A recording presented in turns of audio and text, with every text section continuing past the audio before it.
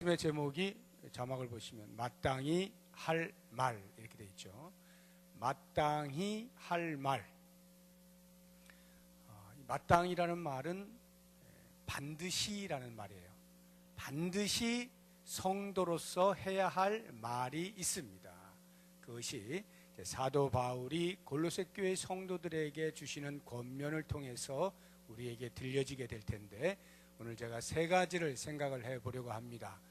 과연 성도된 자가 어떠한 말을 반드시 해야만 하느냐 하는 것을 우선 1차적으로 바울이 말하고 있는 마땅히 할 말의 가장 근본적인 것은 복음을 전하는 것입니다. 복음 전파. 4절을 보세요. 그리하면 내가 마땅히 할 말로서 이 비밀을 나타내리라. 비밀을 나타낸다는 말이 무슨 말인지 3절을 보시면 중간 부분에 그리스도의 비밀을 말하게 하시기를 구하라 되어 있죠. 그리스도의 비밀, 그리스도의 비밀이라고 하면 그리스도께서 가지고 계신 비밀이라는 뜻으로 이해하기가 쉽지만, 이 말씀은 의가 소유격이 아니에요. 그러니까 그리스도에게 속한 비밀 이런 의미가 아니고 동격입니다. 그리스도라고 하는 비밀 이런 뜻이에요. 그리스도라고 하는 비밀, 그러니까 비밀을 나타내는 말을 하겠다는데 그 비밀이 그리스도입니다. 더 쉽게 이야기하면 하나님의 비밀인데, 하나님이 온 인류를 구원하시기 위하여 감추어져 있다가 드러내신 그 비밀이 곧 예수 그리스도, 예수 그리스도를 통하여 구원하시겠다고 하는 하나님의 비밀, 그것이 성도된 자가 마땅히 할 말인 것입니다. 그렇다고 하면 그리스도라고 하는 비밀, 그리스도라고 하는 복음, 그것이 무엇입니까? 역설의 은혜죠. 예수 그리스도가 구원과 관련되기 위하여서 빼놓을 수 없는 말이 십자가잖아요. 십자가라고 하는 것은 우리에게 베푸신 하나님의 은혜의 역설입니다. 무슨 말이냐면 십자가는 조롱과 멸시의 자리였잖아요. 그런데 실제로 그 십자가가 우리 인류에게 축복이 되지 않습니까? 그 십자가가 고난의 자리였잖아요. 그런데 실제로 그것이 우리 인류에게는 화평하는 자리가 되지 않습니까? 그 십자가가 하나님의 저주를 받은 자리였잖아요. 그런데 그 십자가가 우리 인류에게는 구원으로 다가오는 것 아닙니까? 그런 면에서 그리스도라고 하는 비밀, 곧 십자가는 온 인류를 향한 구원의 역설적 은혜다라고 하는 것을 알 수가 있는 것입니다. 그렇다고 하면 누가 이 비밀을 말해야 하느냐 할 때 사도 바울은 자기가 한다는 거예요. 내가 그리스도의 비밀을 말하려고 한다. 내가 그 비밀을 나타내려고 한다. 자기 자신이 그렇게 하겠다는 거예요. 당연하죠. 사도 바울은 복음을 전하던 사람입니다. 복음 전도자였어요.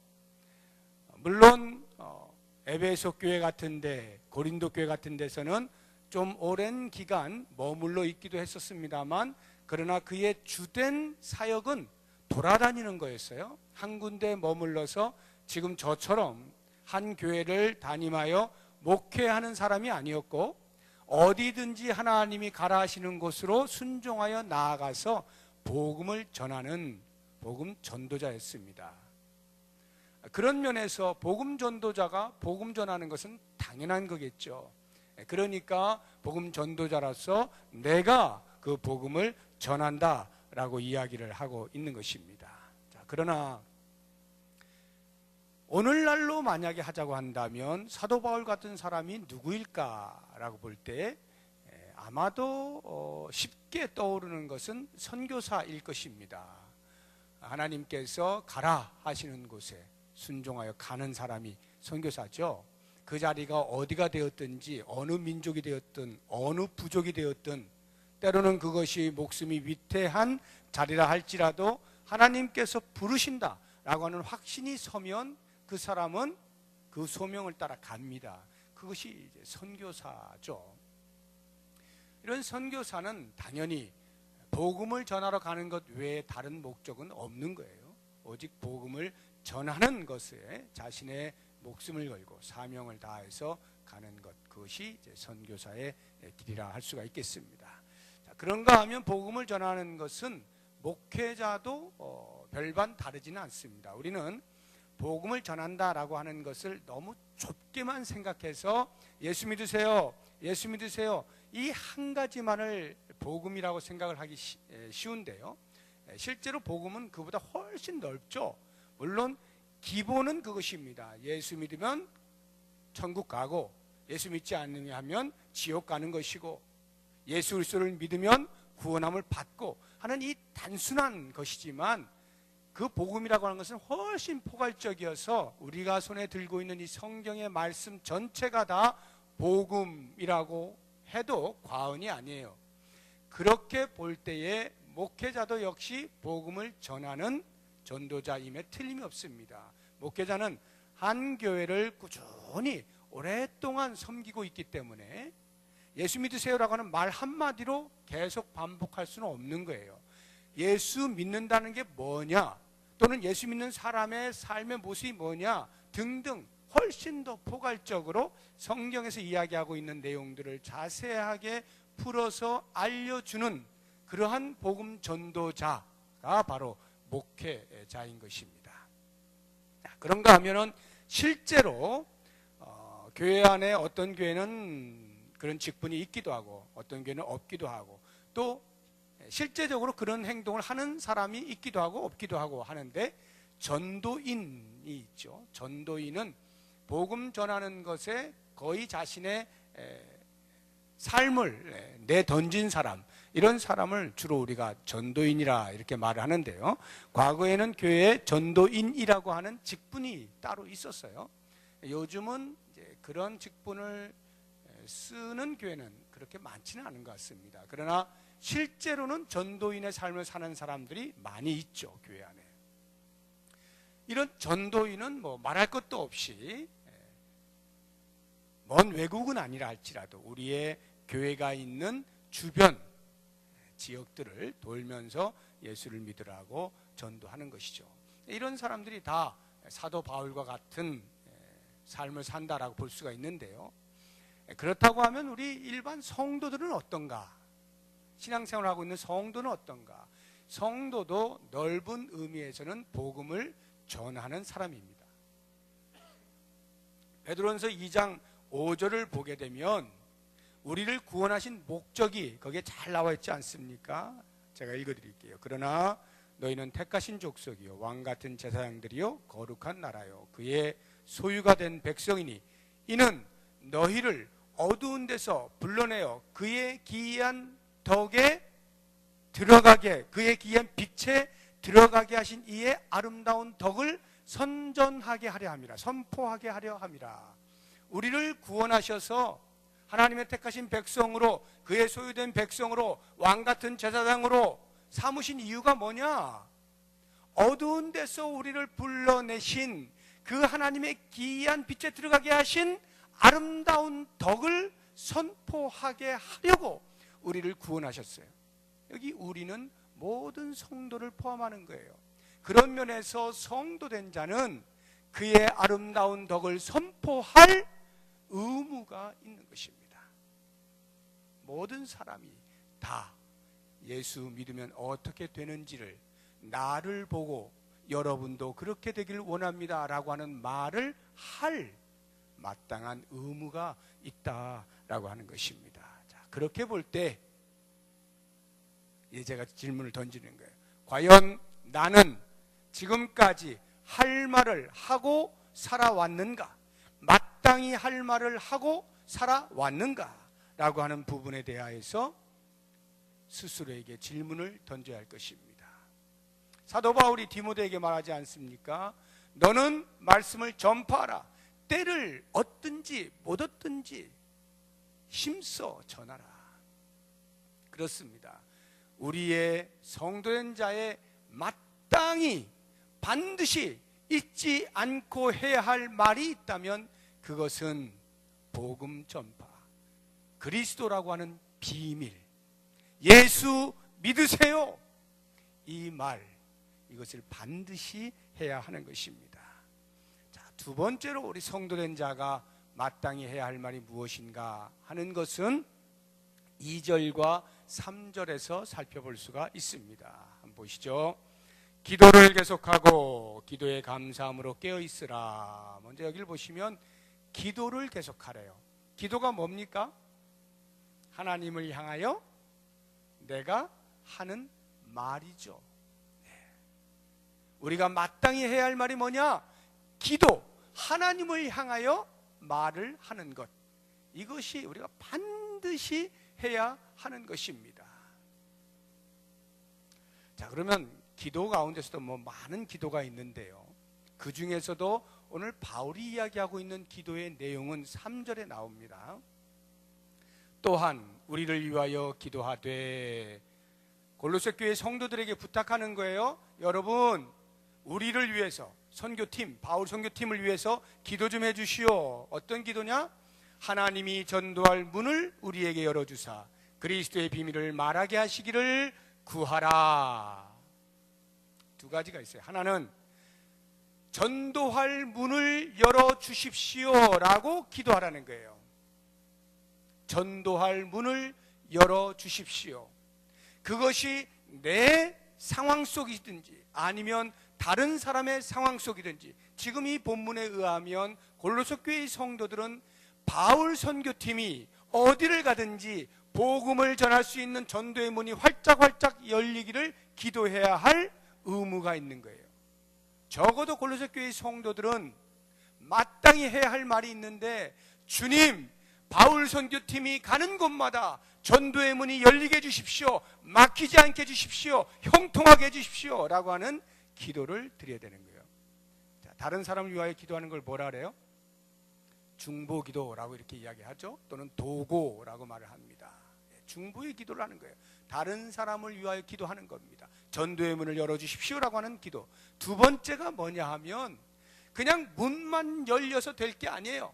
문이 열리면 전도자가 가서 복음을 전할 때 어떻게 전하느냐? 확신을 가지고 주저하지 않고 담대하게 선명하게 전할 수 있어야 됩니다. 이것을 위하여 기도해야 되는 거예요. 그러니까 전도의 문만 열리기를 위해서 기도하는 것이 아니라, 나아가서 문이 열리면 전도자가 외칠 때 선명하게, 복음이 무엇인지 선명하게, 주저하지 않고 담대하게 확신을 가지고 외칠 수 있도록 기도, 중보의 기도를 해야 하는 것입니다. 자, 이건 무슨 말이냐면요, 복음을 전하는 사람들이 무엇을 전해야 하는지를 먼저 알아야 되겠죠. 복음이 무엇인지를 알아야 되겠죠. 말씀에 대한 바른 이해가 있어야 돼요. 그 다음 중요한 게 뭐냐 하면, 이해되어진 말씀을 전할 때 듣는 사람에게 효과적으로 전해야 하는 거예요. 효과적으로. 그것이 바로 선명하게, 주저하지 않고 담대하게 확신을 가지고 전하는 겁니다. 바로 이것을 위하여 기도할 의무가, 마땅히 해야 할 말이 우리 성도에게 있음을 말해주고 있는 것입니다. 그러므로 우리는 선교사들을 위해서 간절히 기도해야 되는 거예요. 목사를 위해서 간절히 기도해야 됩니다. 전도하는 사람들을 위해서 간절히 기도해야 돼요. 내가 복음을 전하는 자로서 복음을 전할 때마다 기도 없이 그냥 덜렁덜렁 나가서는 안 되는 거예요. 간절히 기도하면서, 전도의 문이 열리기를 기도하면서 담대하게 확신을 가지고 주저하지 아니하고 해야 할 말을 선명하게 외칠 수 있도록 기도하면서 나아가는 것입니다. 그렇게 볼 때 과연 나는 2014년 한 해를 살면서 할 말을 해왔는가? 하나님 앞에 기도했는가? 그 기도 가운데도 특별히 복음을 전하는 일에 있어서 중보의 기도를 놓지 않고 끊임없이 했는가? 선교사들을 위하여 간절한 마음으로 기도해 왔는가? 목회자들을 위해서 간절한 마음으로 기도해 왔는가? 전도하는 자들을 위하여, 아니 나 자신을 위하여 내가 복음을 전하는 자로서 확신 있게 전할 수 있도록 기도하면서 살아왔는가 하는 부분을 오늘 깊이 묵상을 해보시고요. 이 기도라고 하는 것은 오늘 본문의 말씀에 2절에도 나오지만 기도를 계속하고 라고 하는 말은 지속적으로 라는 말이에요. 지속적으로. 그래서 데살로니가전서 5장 17절에도 쉬지 말고 기도하라잖아요. 숨도 쉬지 말고 계속 기도만 해라 이런 뜻이 아니겠죠. 쭉 지속적으로 기도하라는 거예요. 사무엘은 말하지 않습니까? 나는 너희를 위하여 기도하기를 쉬는 죄를 결단코 여호와 앞에서 범하지 아니하고, 기도하기를 쉬는 죄, 그 죄를 여호와 앞에 짓지 않고 계속해서 너희를 위하여 기도하겠다라고 하는 말 아닙니까? 이것은 우리 성도가 마땅히 해야 할 말이 무엇인지를 명확하게 보여주고 있는 대목들인 겁니다. 이제 마지막 세 번째로 성도가 마땅히 해야 할 말 무엇인가? 우리 일상에 사회에서 생활을 하지 않습니까? 그때 사용되어지는 언어에 대한 이야기인데요, 그것이 5절과 6절에 나옵니다. 보시죠. 5절 보면 외인에게 대하여서는 지혜로 행하여 세월을 아끼라. 이것은 여기 외인이라고 하는 것은 예수를 믿지 않는 사람, 불신자를 말하는 거예요. 그럼 불신자들에 대해서 지혜로 행해서 세월을 아끼라. 아무 생각 없이 그냥 덜렁덜렁 같이 지내면서 시간들을 허비하지 말라는 것이죠. 어떻게 하면 그들에게 복음을 전할 수 있는 기회를 포착할 수 있을까를 잘 살피고 지혜롭게 행동하여서 그들에게 책잡히지 아니하고 복음을 전할 수 있는 모든 만반의 준비를 갖추라는 거예요. 그리고 그 다음 6절 보니까 너희 말을 항상 은혜 가운데서 소금으로 맛을 냄과 같이 하라. 이게 바로 일상의 언어 생활을 말하는 겁니다. 우리가 마땅히 해야 할 말이 뭐냐? 이 일상의 언어 생활을 정화시켜라 이런 말이에요. 그럼 어떻게 정화시키는가? 오늘 말씀을 보니까 두 가지로 이야기하고 있죠. 하나는 은혜 가운데서 말하라는 거예요. 은혜 가운데서 말한다는 게 무슨 뜻이겠어요? 내 마음에 하나님께 부으시는 은혜를 충만히 채우라는 것이죠. 마음에 있는 것을 밖으로 쏟아내게 돼 있잖아요. 내 마음에 은혜가 없으면 은혜 없는 강팍한 말이 나올 것이고, 내 안에 주로 말미암아 부어지는 놀라운 은혜로 충만하면 그 은혜에 따라서 말이 은혜롭게 나올 것입니다. 우리가 마땅히 해야 할 말은 은혜로 하는 말이에요. 그 은혜로 하는 말을 하기 위해서 무엇보다 먼저 하나님 앞에 구해야 되는 것이, 하나님 은혜를 부어주십시오. 제가 하나님의 은혜에 침잠하기를 원합니다. 내 마음에서부터 하나님의 은혜로 충만할 때 비로소 입으로 나오는 말들이 은혜로 말로 나올 수밖에 없는 거예요. 그리고 두 번째가 소금으로 맛을 냄과 같이 말을 해야 하는 겁니다. 우리가 해야 할 마땅한 언어는 소금으로 맛을 내는 것과 같은 말입니다. 이게 무슨 말일까요? 소금으로 맛을 내는 것과 같은, 적당한 소금의 양이 음식에 들어갈 때 그 음식이 맛깔나지 않습니까? 너무 싱겁거나 너무 짜면 그 음식은 좋은 것인데 음식이 망해버리잖아요. 소금으로 맛을 내는 것과 같다라고 하는 말은 내가 말함으로써 그 주위가 맛깔나게 되는 것을 의미하는 거예요. 내가 말하고 있는 그 주변이 나의 말을 통하여서 웃을 수 있는 곳, 마음의 평화를 누릴 수 있는 곳, 화평케 되어지는 이와 같은 맛깔나는 말, 이것이 소금으로 맛을 냄과 같이 하는 말인 것입니다.